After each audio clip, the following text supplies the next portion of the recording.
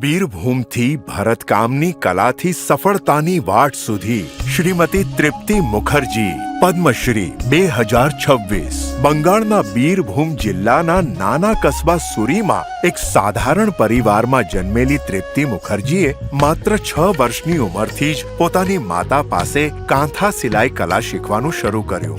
જ્યારે હું 10 વર્ષની હતી ત્યારે બીજી છોકરીઓને હું પૂછતી કે શું તેઓ પણ શીખવા માંગે છે, અને આમ મેં એમને શીખવાનું શરૂ કર્યું. પોતાની કળા બીજા સુધી પહોંચાડવાના તેના આ જુસ્સાના દૂરગામી પરિણામ આવ્યા. વિવાહથી નવા ક્ષેત્રના દ્વાર ખુલ્યા. તેમના પતિએ તેમની સુંદર ભરતકામ કરેલી સાડી અને દુપટ્ટાના નમૂના મુંબઈની એક દુકાનમાં મોકલ્યા, અને એના પછી જે થયું એ ઇતિહાસ બની ગયું. તૃપ્તિએ કસ્બાની 20-25 મહિલાઓ સાથે પોતાની પહેલી કાર્યશાળા સ્થાપી. તેમણે તાલીમ આપવા કાપડની ગાંસડીઓ ખરીદી. જલ્દી જ તેમણે 1000-1500 સાડીઓ અને દુપટ્ટા બનાવ્યા, અને એ બધા જ વેચાઈ ગયા.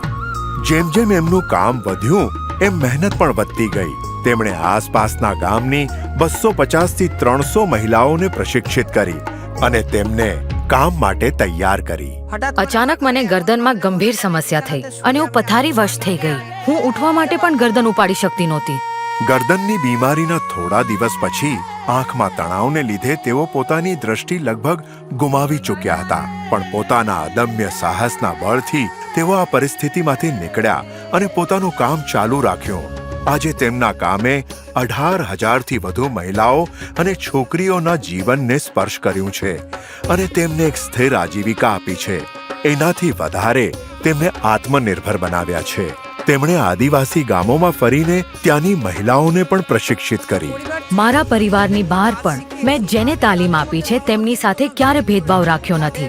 જો મેં કોઈ પણ રીતે એમની મદદ કરી છે અથવા એમના દ્વારા સમાજ માટે મારું યોગદાન આપ્યું છે તો એ મારા માટે ગર્વની વાત છે, અને હું એ બધાને હૃદયથી પ્રેમ કરું છું.